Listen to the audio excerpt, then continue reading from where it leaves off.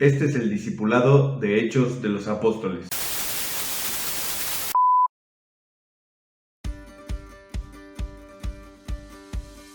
Hola, hoy empezamos el capítulo 5 de Hechos.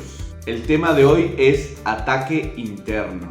Y es que lo que sucede es que hemos estado viendo a la iglesia crecer y prosperar, que han habido muchas personas que se oponen, pero ellos siguen creciendo. Este capítulo 5 empieza con un contraste, resalta porque es muy diferente a lo que se ha estado viendo.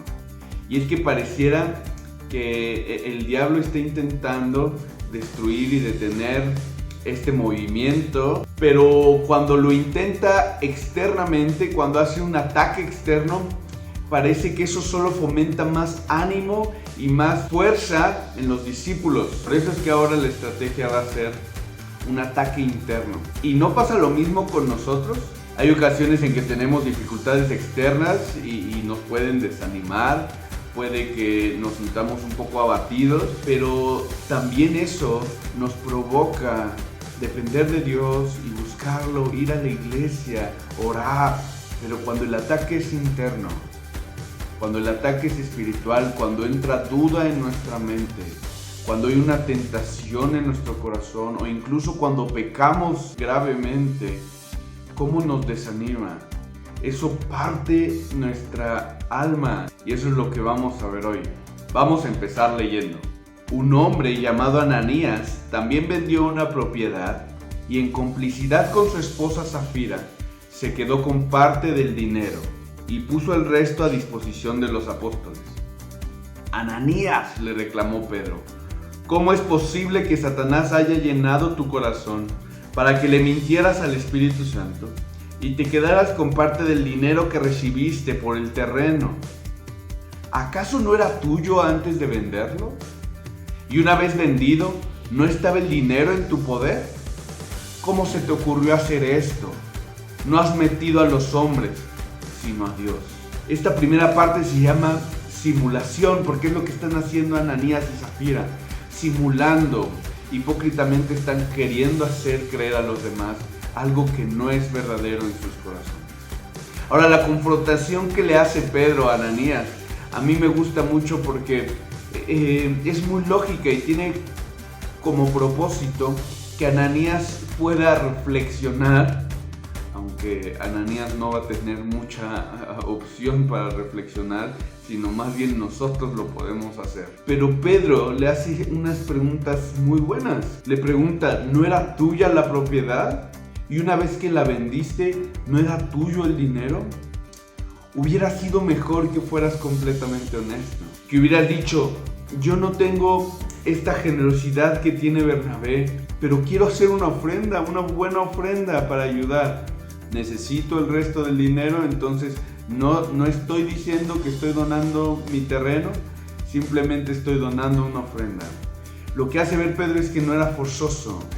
Como todas las ofrendas y como realmente todo lo que hacemos en el cristianismo es voluntario, tiene que nacer de nuestro corazón. ¿Cómo hubiera cambiado la situación si Ananías hubiera sido honesto, nada más? Porque no se recrimina que no diera suficiente dinero, sino que aparentara, que simulara, que fuera hipócrita. Ahora, no es que se menosprecie la generosidad, debemos de buscar ser generosos, pero cuidado cuando queremos aparentarlo, cuando nos importa qué piensan de nosotros. Y podríamos ver tres cosas que creo yo que se fueron sembrando en el corazón de Ananías y Safira y fue poco a poco que terminaron en esta situación tan desfavorable. Primero es que le dieron una excesiva importancia a la reputación. ¿Qué dirán? Puede ser un amo, puede ser algo esclavizante que nos gobierna y gobierna nuestras acciones. Tenemos que tener cuidado con darle excesiva importancia a la reputación. Por eso Pablo decía en su carta a los Gálatas, ¿trato de agradar a los hombres o a Dios? Si tratara de agradar a los hombres, no sería siervo de Cristo. Es que si tú tratas a ese nivel de agradar a los hombres, caes en una servidumbre. Ya no puedes atender a la voluntad de Dios. Segundo punto, y tiene mucho que ver con el anterior, es un descuido persistente de lo espiritual. Es decir, ellos olvidaron cuál era el propósito de lo que estaban haciendo, el propósito de las reuniones de la iglesia y de la generosidad que había. Ellos empezaron a cavilar en su corazón, a dejar que un pensamiento terrenal los gobernara poco a poco. Y se va ganando terreno, eso es lo que quiero decir. Es persistente porque no es de un día para otro. No pareciera que su pensamiento y su acción, ¡pum!, de repente aparecen y se ejecutan y tropiezan y caen. No, es poco a poco dejar que nuestro corazón se vaya contaminando. Poco a poco va leudando la masa. Porque aparte de todo, aquí está el punto. Ellos querían la reputación de ser generosos, de ser como Bernabé y como aquellos grandes, pero no querían suficiente como para dar todo el dinero, porque fíjate, esto es algo muy loco. Pudieron haber dado todo el dinero completo de su casa y aún así estarlo haciendo mal, aún así estarlo haciendo con motivaciones incorrectas para llamar la atención, por la misma motivación, nada más que con más ganas, ¿no? Poniendo todo el dinero ahí. Entonces ese es el problema, que su corazón es tan terrenal que quieren dos cosas terrenales y nada espiritual. Quieren la reputación y el dinero, pero no quieren realmente favorecer a la iglesia, no quieren que el reino de Dios siga siendo expandido. Y por último, igualmente tiene mucho que ver, hay un engaño. Cuando damos una excesiva importancia a la reputación y menospreciamos lo espiritual persistentemente, día tras día, semana con semana, terminamos siendo engañados, muy fácilmente engañados. Ellos veían en Bernabé alguien que era admirado, pero solo vieron eso. No pudieron ver más allá. El diablo empezó a cegarlos, empezó a distraer su atención para que solo se fijaran en lo material. Justamente este engaño se retroalimenta de dar una excesiva importancia a la reputación y de dar muy poca importancia a lo espiritual. Estos tres puntos realmente es el mismo, pero nos lleva a preguntarnos qué tanto nosotros de repente estamos simulando dentro de la iglesia. Vamos a seguir leyendo. Al oír estas palabras, Ananías cayó muerto, y un gran temor se apoderó de todos los que se enteraron de lo sucedido. Entonces se acercaron los más jóvenes, envolvieron el cuerpo, se lo llevaron y le dieron sepultura. Unas 3 horas más tarde entró la esposa, sin saber lo que había ocurrido. Dime, le preguntó Pedro, ¿vendieron ustedes el terreno por tal precio? Sí, dijo ella, por tal precio. ¿Por qué se pusieron de acuerdo para poner a prueba al Espíritu del Señor?, le recriminó Pedro. Mira, los que sepultaron a tu esposo acaban de regresar y ahora te llevarán a ti. A esta parte le vamos a llamar complicidad. Y es que mira, hay 3 niveles en los que podemos ser cómplices malvados unos de otros. Primero, en no hacer lo bueno. ¿Qué quiero decir con esto?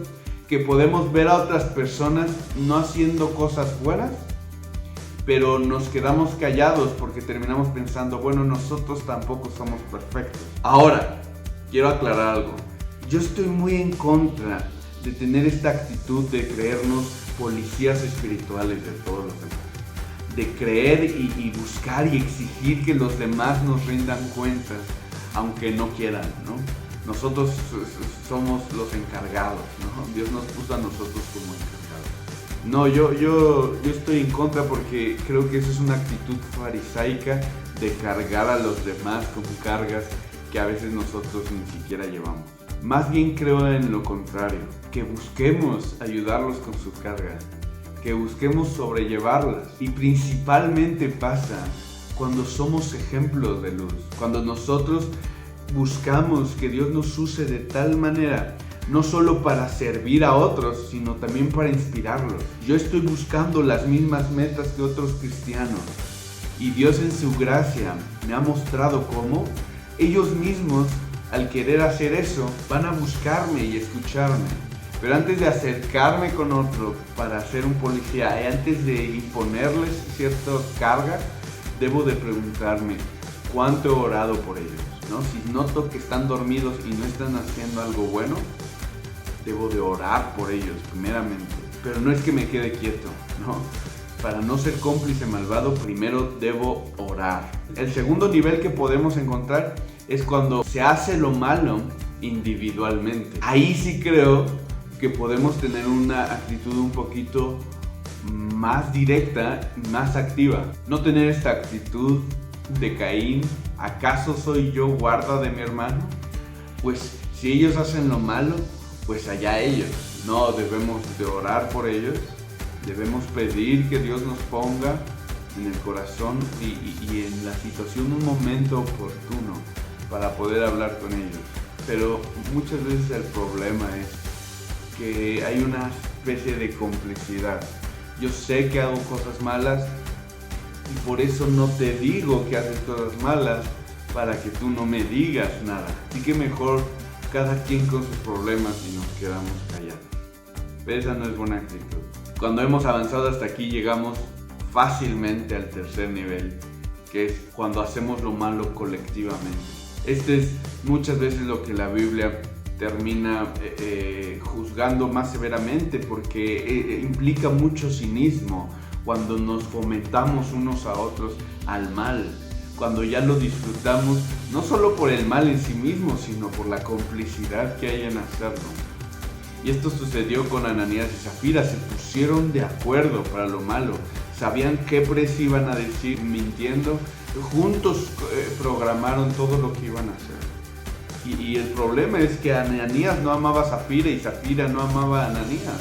¿Cómo sé? No significa, no estoy implicando que Ananías se fuera a quedar con todo el dinero o que Zafira quería robarle o que se trataban mal. Igual y no, igual y tenían buenos sentimientos el uno para el otro, pero no se amaban porque no sabían o no querían saber qué era lo que realmente beneficiaba al otro. Entonces, cuando tú sientes cosas bonitas, no es suficiente para amar a los demás. Es porque si lo amas, no haces algo que lo va a dañar, que va a dañar lo que importa, su salud espiritual, su relación con el Señor. Vamos a leer la última parte. En ese mismo instante, ella cayó muerta a los pies de Pedro. Entonces entraron los jóvenes y al verla muerta se la llevaron y le dieron sepultura al lado de su esposo. Y un gran temor se apoderó de toda la iglesia y de todos los que se enteraron de estos sucesos. Este último punto es incredulidad. Y aunque va a ser el último punto el más breve, es el más importante. Es un poco duro, pero lo voy a decir directamente. Cuando nosotros pecamos, es porque estamos menospreciando a Dios. Porque lo estamos viendo chiquito. Porque no vemos realmente su santidad. Porque no creemos que sea tan justo. Porque no le importa tanto. No creemos que tiene poder. El problema de Ananías y Zafira fue que nunca se acordaron de Dios. Todo su plan fue completamente terrenal. Buscaron la reputación de las personas, pensaron que engañarían a Pedro, se iban a quedar con el dinero para hacer cosas para ellos. Todo fue en un plano completamente horizontal. Y Pedro les hace saber, tu pecado fue contra Dios. Olvidaste que a Él no lo puedes engañar. Olvidaste que Él está viendo. Y que si a Pedro lo hubieras engañado, ese no era el problema. No murieron Ananías y Zafira por mentirle a Pedro. No creyeron en Él o actuaron como incrédulos, como si Dios no existiera o no entendiera. Como si Dios no viera lo que ellos están planeando y pensando y mintiendo. Y hubo un juicio como pocas veces vemos que Dios hace. Un juicio severo, pero que fue muy efectivo para que la iglesia reaccionara. Ves a la iglesia que necesitó de esto para recordar quién es Dios, para temer que Dios es poderoso, que es santo. La iglesia necesitó esto, pero yo no la critico, porque aún viendo muchas veces menospreciamos a Dios. Ahí está el testimonio escrito, pero no lo estamos creyendo. Esto no fue el pecado de un momento a otro. Fue algo premeditado, planeado, fue algo que empezó a crecer en los corazones de Ananías y Zafira y lo dejaron crecer. Fue una incredulidad que terminó fatal. Y mi petición es que nosotros consideremos a tiempo ¿Cuál es la dirección que estamos tomando?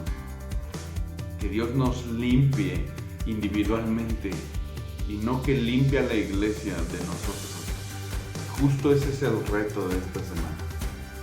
Confiesa tu pecado a Dios. Pregúntate de corazón, ¿crees en Él? Si la respuesta es sí, entonces pídele ayuda para que quite tu hipocresía, para que seas honesto delante de Él, le confieses tu pecado y que te ayude a quitarlo realmente. Luego, rompe toda complicidad. Y por último, también ora y medita en tu corazón en qué área puede que estés simulando, puede que estés fingiendo. Gracias por estar hasta aquí. Nos estamos viendo en el siguiente video.